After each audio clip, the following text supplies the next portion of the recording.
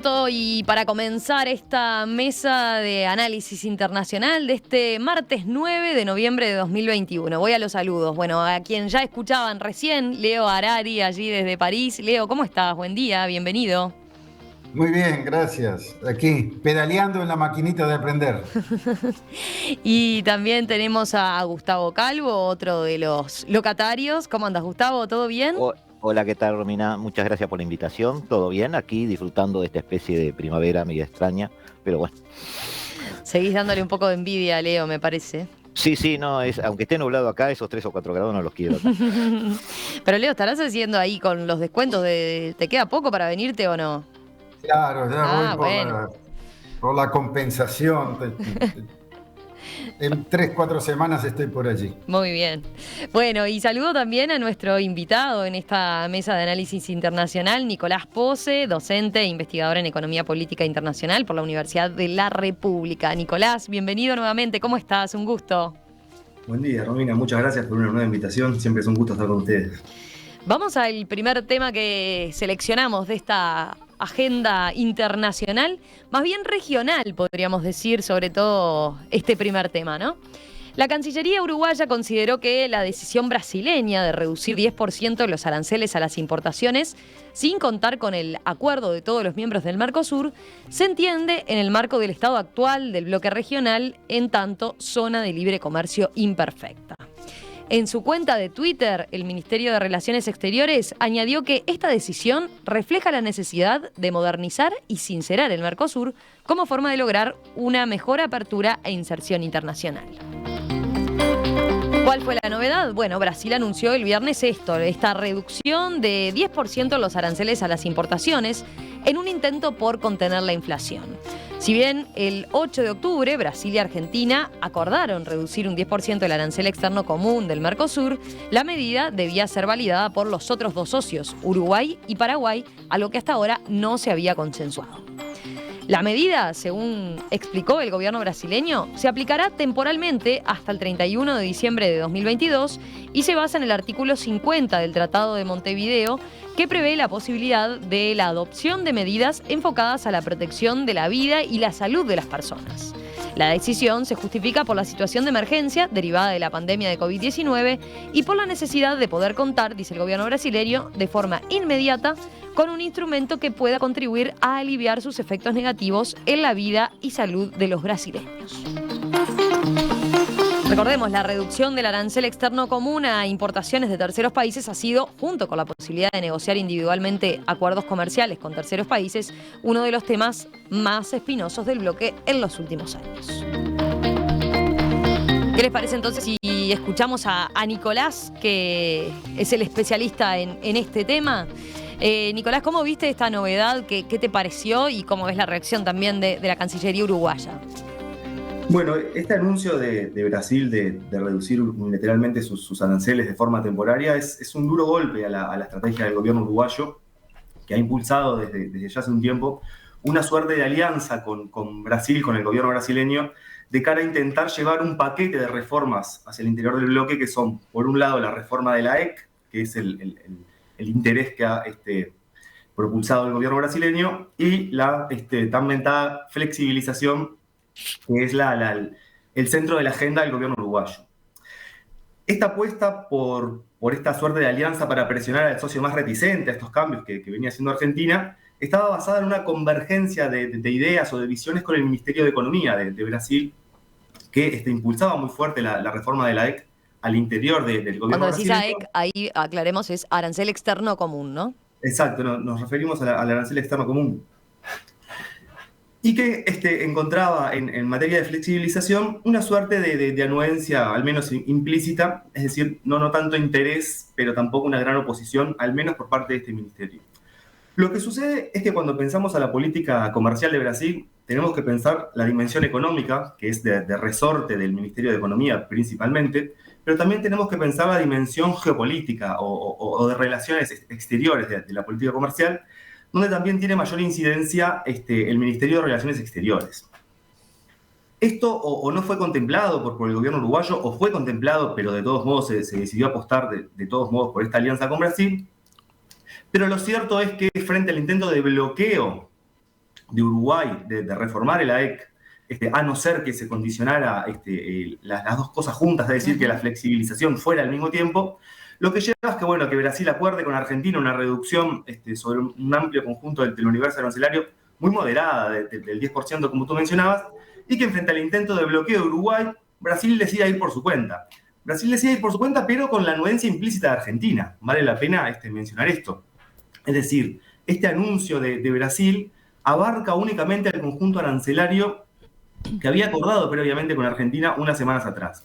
En este escenario, ¿qué es lo que sucede? Bueno, el gobierno uruguayo se queda sin su principal socio, sin su principal aliado, para impulsar la agenda de flexibilización al interior del Mercosur. Y ahí vos empezabas diciendo, ¿lo ves tanto como un golpe a la estrategia del gobierno uruguayo? Porque veía también por declaraciones y consultas con fuentes que se consignó en la prensa en este fin de semana, ¿no? Desde la Cancillería también veían esto como la forma de decir, bueno, ven, si Brasil efectivamente no cumplió con esto, con esperar el consenso de todos los socios, entonces esto nos da carta libre, digamos, para poder iniciar una flexibilización y seguir nuestra negociación con China y decir, bueno, pero miren, Brasil fue el primero en incumplir, ¿no?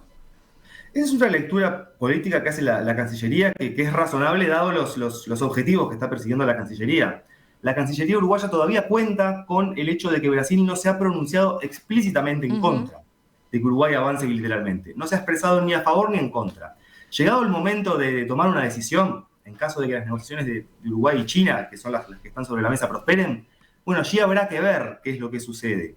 Pero el escenario ideal para el gobierno uruguayo era de llevar las dos cosas en conjunto, obtener un aval explícito por parte del Mercosur. ¿Por qué? Y esto es bien importante, porque las cuentas en un escenario de la anuencia del Mercosur versus las cuentas en un escenario sin anuencia explícita del Mercosur son bien distintas para Uruguay. Los costos y beneficios de avanzar en un acuerdo con China con el aval de los socios es uno, y los costos y beneficios de avanzar con China esperando posibles represalias de Argentina y de Brasil al interior del Mercosur es otro. Por lo que el gobierno uruguayo tiene cierto margen para continuar explorando esta vía, pero no tiene la certeza de que los socios mayores del bloque lo van a permitir. Uruguay podría avanzar de todos modos bilateralmente, pero esto puede llegar a tener un costo, y este costo puede llegar a ser mayor que un acuerdo bilateral con China que no compense esas represalias por parte de los miembros. Por lo que, redondeando esta idea, creo que esta alianza con Brasil, bueno, queda en cuestión una vez que Brasil y Argentina acuerdan y que Brasil decide avanzar unilateralmente para sortear el veto de Uruguay. Bien, a ver, Gustavo, Leo, ¿ustedes cómo vieron esta jugada de Brasil? Que no esperábamos. Yo lo veo diferente que Nicolás, pero basado también en argumentos del propio Nicolás. Nicolás me ha enseñado algunas cosas sobre Mercosur en algún intercambio que hemos tenido. Y algo que debemos entender es que cuando hablamos de Mercosur, una cosa es el espíritu del acuerdo y otra cosa es la letra del acuerdo. En realidad existen dos acuerdos diferentes. Para Uruguay y Paraguay el Mercosur es una cosa y para Argentina y Brasil es otra. Eso tenemos que entenderlo desde el inicio. Como bien me dijo alguna vez Nicolás en alguna charla, el Mercosur es un acuerdo de convivencia económico y político entre dos potencias que son Argentina y Brasil. Nosotros nos sumamos a ese acuerdo de convivencia y de alguna manera remamos junto a ellos. A los argentinos, a algunos analistas argentinos, siempre les gusta decir que en el Mercosur Brasil hace lo que quiere, Argentina hace lo que puede, Uruguay hace lo que le permiten y Paraguay no hace nada. Es una vieja frase hecha que usan mucho los diplomáticos argentinos. La idea, bueno, los brasileños son un poco más drásticos, pero sirve para este análisis. Según los brasileños, el Mercosur es un acuerdo entre un elefante, un ratón y dos hormigas. Que se ponga el sayo el que quiera ponérselo. Pero la idea es que Brasil hace esto con la anuencia de Argentina, Brasil hace esto y lo hubiera hecho igual. Porque Brasil, aunque Argentina no hubiera levantado el teléfono, que lo hizo, y eso tenemos que analizarlo, Romina, esto es una movida de Cafiero para sacar de la conversación las negociaciones bilaterales de Uruguay y China y poner sobre la mesa solamente la flexibilización arancelaria. Porque Uruguay llevaba de la mano, atado por el rabo, esas dos moscas desde marzo. Es decir, hablamos de las dos cosas. Y por eso la calle ahora dijo que no, porque no se hablaba de las dos cosas, se hablaba solamente de la flexibilización. Y por eso Cafiero viajó a Brasil, para hablar Cafiero, solo de la recordemos, el ministro de Relaciones Exteriores de el Argentina. canciller argentino, para hablar solamente sobre, con Carlos Alberto Franco França, que es el canciller brasileño, solamente del tema de flexibilización y lograr un acuerdo con Brasil, que incluso a Cafiero le sorprendió, porque Brasil le dijo sí, sí. Cafiero supuso que en las reuniones de diciembre de los presidentes iba a ser anunciado esto, y Cafiero creo que no aterrizó en Buenos Aires y ya Brasil lo estaba anunciando. Es decir, Brasil hace las cosas de por sí. Difiero con Nicolás porque ahora Uruguay está frente a los mismos desafíos de costos que tuvo siempre. Sabemos que si acordamos algo con China puede haber problemas. Ahora, antes, durante y después. Sabemos que nunca vamos a tener una anuencia del Mercosur para institucionalmente tener un tratado de libre comercio con China. ¿Por qué? Porque Argentina va a sufrir con eso. No hizo su reconversión industrial, no hizo su reconversión agrícola. Brasil también tiene ahí un gran competidor y tenemos economías diferentes. Entonces Uruguay, ¿a qué apostó siempre? ¿Qué es lo que sigue apostando ahora? Sigue apostando a llegar a un acuerdo con China y tener una especie de convivencia con el Mercosur, una especie de estatus especial que el Mercosur le va a tener que dar, o si no, Uruguay tendrá que tomar una decisión en un futuro cercano o lejano. Las decisiones no son blanco y negro. Los acuerdos estos no son acuerdos donde 4 países, recordemos que son 6, ¿no? Pero 4 efectivos, porque Venezuela está suspendido y Bolivia todavía no ratificó. 4 países por ahora no se reúnen en este tipo de acuerdos para castigarse y condenarse mutuamente o darse sanciones. Se supone que se reúnen para que las cosas mejoren entre ellos. Si no, no tiene sentido este tipo de acuerdos. Entonces me parece, y ahí difiero un poco con Nicolás, que esto que ha hecho Brasil, como siempre Brasil se fija en sus intereses primero, y es válido para ellos, legitima nuestra forma de actuar. Legitima lo que ha hecho Uruguay. Es decir, ¿qué argumento legal puede tener Brasil dentro de 6 meses para decirnos, bueno, no pueden acordar fuera del Mercosur porque las reglas del Mercosur son estas, estas y estas? Ninguno. Entonces, obviamente que lo legitima, pero también Brasil tiene el poder suficiente para deslegitimar de hecho cualquier acción. Porque Brasil puede decir, este acuerdo, acá mando yo, y hace lo que yo digo. Pero bueno, ahí perdería esencia el acuerdo en sí.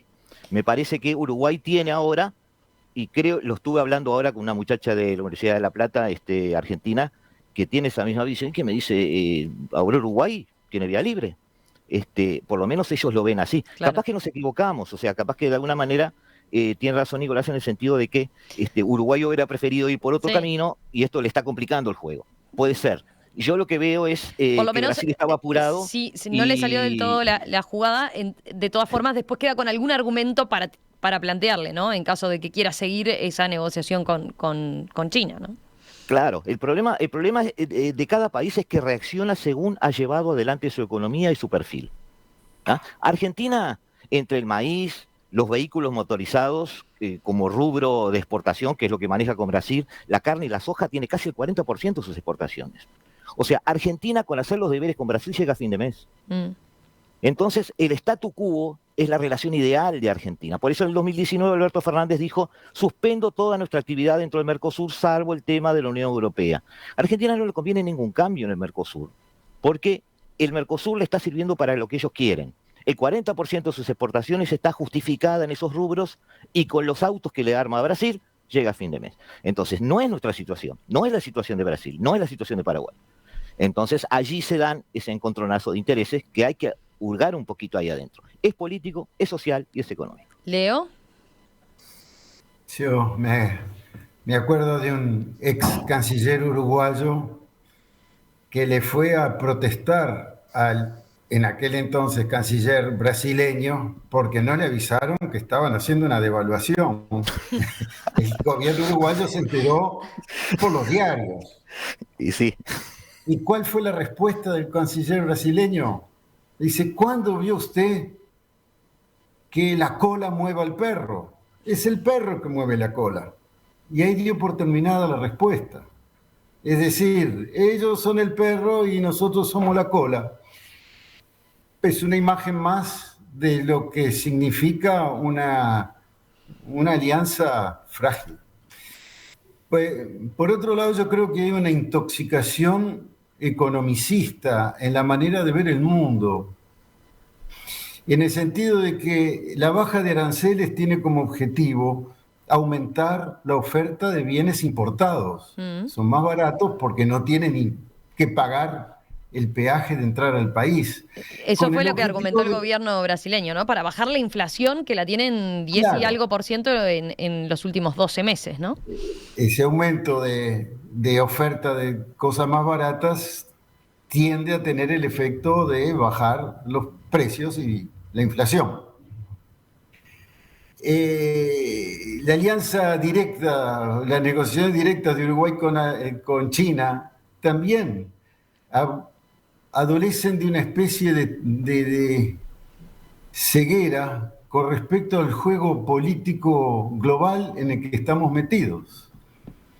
Viéndolo desde acá, desde Europa, donde tengo, digamos, el acceso, la posibilidad de ver cómo están operando el Departamento de Estado y del Tesoro norteamericano sobre aliados importantes, veo que hay una fuertísima presión para aislar China en todos los aspectos que se pueda aislar, desde sus presencias en los organismos internacionales hasta en las transacciones comerciales, o en particular las que tienen que ver con tecnología. Trascendió ya en la prensa algo que se sabía desde hace unos meses, que la visita de altas autoridades norteamericanas en Brasil le habían propuesto un intercambio. En Brasil censuraba la entrada del 5G, de la tecnología más avanzada para Internet de origen chino, y a cambio le ofrecía a Brasil entrar en la OTAN, lo que significaba un doble objetivo para los americanos. Por un lado, de ampliar la alianza del Atlántico Norte, la alianza militar con el Atlántico Sur, que significaría Brasil, y bloquear la entrada de tecnología china a Brasil, a cambio de la respetabilidad y el hecho de poder frotarse con aliados de primer nivel en Bruselas para los brasileños. Eso todavía no está instrumentado para América Latina. El Departamento de Estado, por el enorme bloqueo que tienen a nivel del Congreso, no ha logrado llenar el 30% de la planilla de embajadores. No tienen suficientes directores. Hay una cantidad de gente que está funcionando ad interim. Y todavía no empezaron a cerrarnos las pinzas sobre qué quieren de nosotros. Y en algún momento vamos a tener que elegir o vamos a tener que hacer malabarismo para poder seguir teniendo como socio comercial primordial China y no pelearnos con Estados Unidos. Una situación muy difícil y muy diferente a la de la Guerra Fría, en la cual los intereses económicos y políticos estaban todos del mismo lado. Entonces, yo creo que hay ¿Vos lo ves inviable eso de hacer equilibrio entre las dos potencias? Porque eso es la postura que ha manifestado el presidente Lacalle Pou, ¿no? No es ni uno ni otro. Pero es que Uruguay no puede hacer equilibrio ni en el cordón de la vereda. Somos irrelevantes desde el punto de vista del comercio internacional. Y podremos decir, una gran democracia, ching, pum, fuera. Somos una gran democracia. Tuvalu también. Islandia también, son 300.000 habitantes. ¡Ay, bárbaro! Pero ahí no contamos si desaparecemos. Nuestra oferta de las mejores cosas que tenemos para vender desaparecen del mercado internacional. Eso no significa más que un cuarto de hora del gobierno chino o de las empresas que compran para China de llamadas de teléfono para encontrar otro que haga las mismas ofertas. No tenemos peso para negociar, por eso yo encuentro totalmente intoxicado el estar buscando argumentos, viejos decretos y argumentos de vos hiciste, yo no hice una alianza, cuando en el resto del planeta todas las regiones están avanzando en todas las alianzas que pueden. África tiene 50 estados que se han puesto de acuerdo para hacer algo parecido al espacio Schengen, a levantar las fronteras entre todos sus países. Están negociando juntos las vacunas, intentándolo por lo menos. Están haciendo cosas tratando de confluir. En el sudeste asiático pasa lo mismo. En todos los continentes, menos en el nuestro, en donde cada cual va a tocar su canción en un rincón. Entonces, hay un gran déficit de visión política en toda esa murga que es el Mercosur en estos momentos. A ver, vamos con una segunda vueltita de, por lo menos a partir, Nicolás, de lo que has escuchado de Gustavo y de Leo. A ver, lo que dice Leo es una constatación que uno puede realizar muy rápidamente. Los regionalismos en América Latina han estado en los últimos años muy debilitados. Y eso en un mundo en el cual tendemos hacia una mayor fragmentación y una competencia entre grandes poderes, es naturalmente un problema. Porque desde ciertos armados mínimos de cooperación regional podría ser algo más fácil, con todas las dificultades que aún de todos modos conllevaría, posicionarse frente a estos grandes movimientos de la política mundial. Así todo, yo creo que los eventos de los últimos meses lo que reflejan es que hay ciertos mínimos de cooperación o de un entendimiento tácito entre Brasil y Argentina que todavía se mantienen. El hecho, e insisto en este punto, de que la reducción unilateral anunciada por Brasil haya sido en el marco del esquema acordado con Argentina previamente, muestra que para Brasil, Argentina sigue siendo un socio relevante, más allá de todos los problemas y todos los aspectos de la coyuntura que podamos notar. A su vez, la cuestión de la flexibilización del Mercosur, desde la perspectiva de las relaciones argentinas-brasileñas, es un mecanismo, es un instrumento que permite cierto reaseguro de que ninguno de los dos se va a cortar por su propia cuenta. Por eso es un aspecto tan sensible para las diplomacias de ambos países. No tanto, de nuevo, insisto, para los equipos económicos, que se encargan más de la cuestión arancelaria, de reglas de origen, del aspecto más estrictamente comercial. La política comercial tiene una dimensión económica y tiene una dimensión geopolítica, que interactúan entre sí constantemente. Eso es lo que desde mi punto de vista, desde Uruguay, o no se leyó, o se leyó pero se decidió apostar de todos modos, y el resultado es que Argentina y Brasil terminan acordando, y Uruguay queda en una posición incómoda. ¿El gobierno uruguayo puede seguir avanzando con su estrategia? Puede, hay que ver hasta dónde. Si el día de mañana, como decía Gustavo, se presenta el escenario de que Uruguay tenga que elegir entre un camino bilateral y un camino de continuar perteneciendo al Mercosur, ahí yo insisto, ahí las cuentas para el gobierno uruguayo no van a ser tan claras. Tenemos un estudio del año 2016.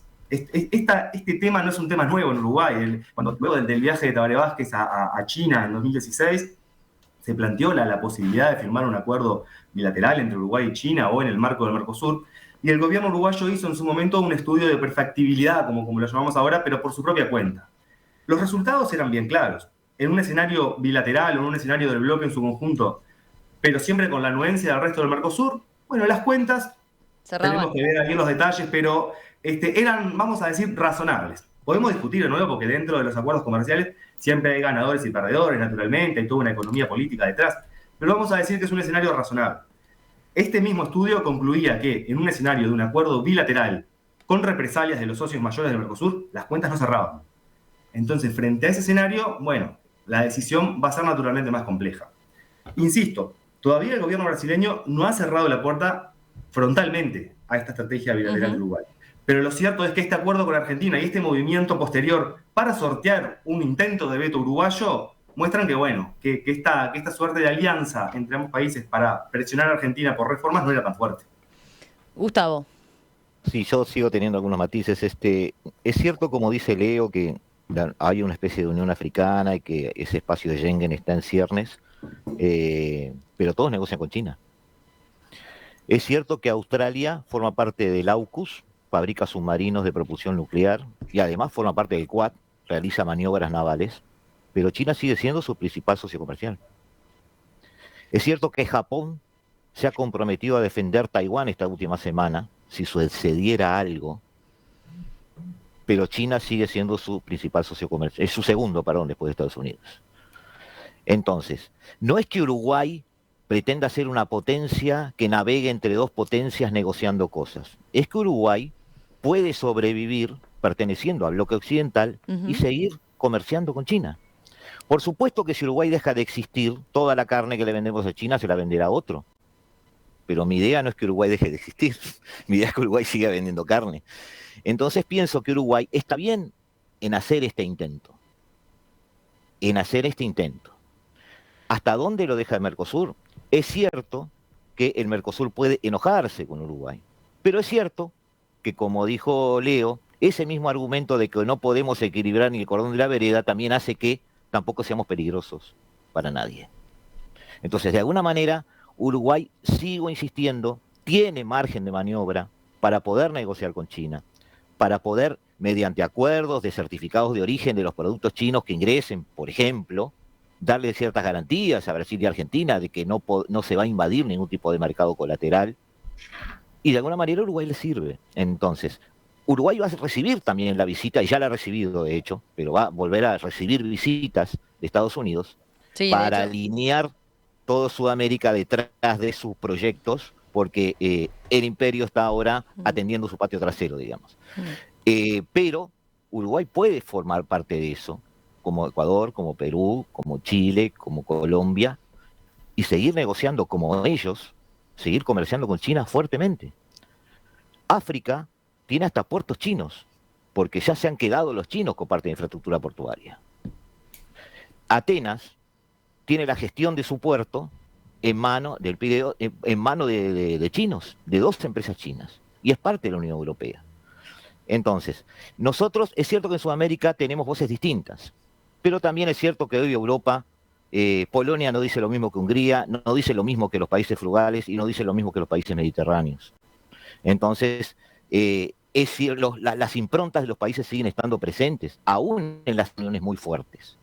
Entonces el Mercosur, el pecado que tiene, por lo que se ha transformado en parte del problema y no de la solución, es que tiene 2 países muy grandes y 2 países muy chicos. Quizás hubiera sido muy bueno para el Mercosur incorporar países que nosotros llamamos medianos. En su momento, el impulso de Chile, en su momento acercar a Perú, que quizás esa especie de población de países medianos o de países de clase media, como podríamos llamarlo por su tamaño económico, podrían haber atenuado un poco este desbalance, esta asimetría tremenda que existe hoy. Entonces, para Brasil, el Mercosur es Argentina. Entonces, lógicamente, los productos que deja fuera de la reducción del 10% son los que maneja con Argentina. Por eso cuida a Argentina, porque el Mercosur es Argentina. Leo, ¿te convenció, Gustavo, o no?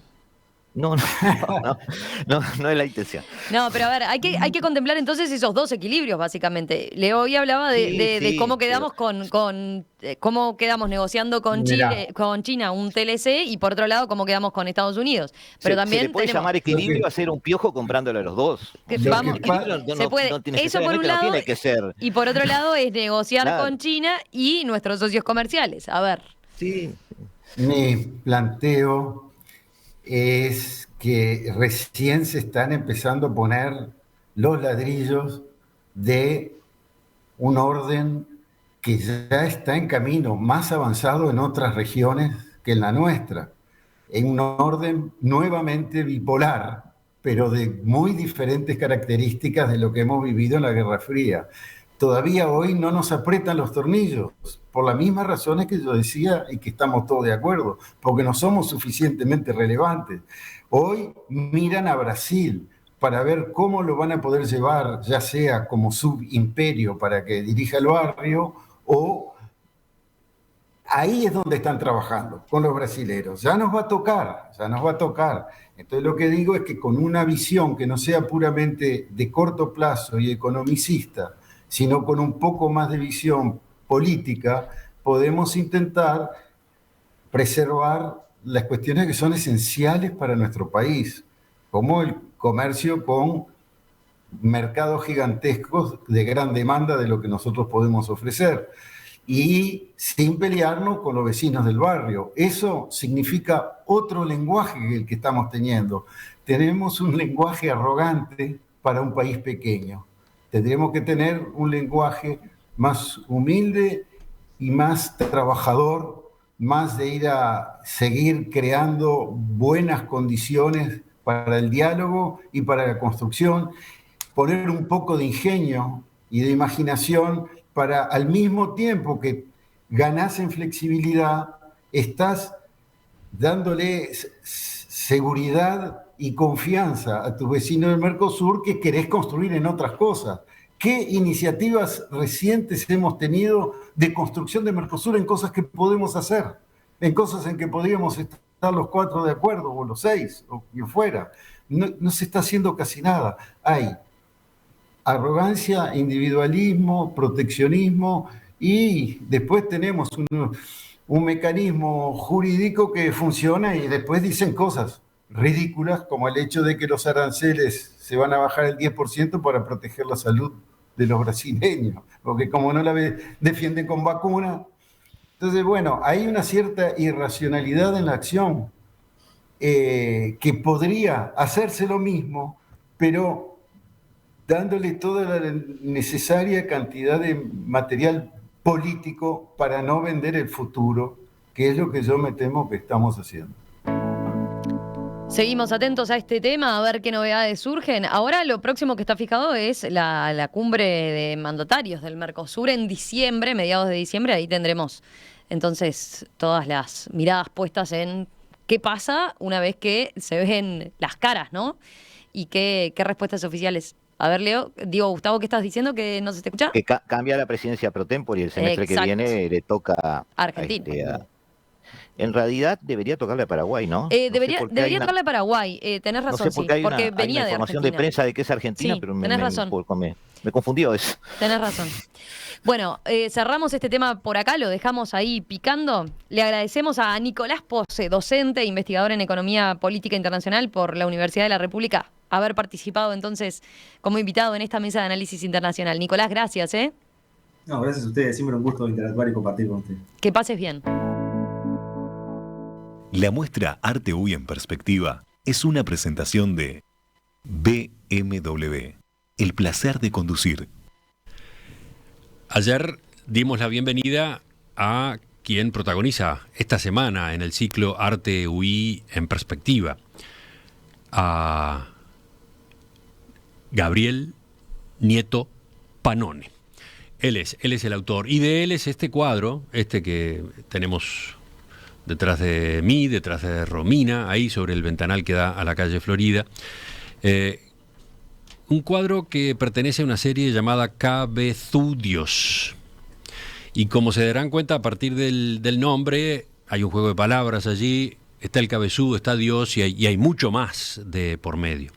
Bueno, desde ayer, y eso fue a media mañana, además del cuadro y además de la otra obra que tenemos de Gabriel aquí en los corredores, además tenemos esculturas que forman parte también de esta misma serie Cabezudios. Y acá están los cabezudos, digamos. Acá aparecen hasta físicamente acercándose al recuerdo que todos tenemos de esos personajes del carnaval. Acá aparecen 2 ejemplos. Si ustedes van a nuestra cuenta en Instagram, los tendrán en primer plano, incluso con detalles. Si están siguiendo nuestra emisión en video, los ven en este momento. Uno se titula Aprendiendo a no ser y el otro Sorpresitas para un pueblo. Préstenles atención, disfruten de esas obras, obsérvelas con cuidado y piensen, lean el texto, los textos que hemos colocado allí, del autor y de quienes han curado sus exposiciones, y vayan preparándose para la entrevista con Gabriel, la que hará Fernando Medina mañana 12:30.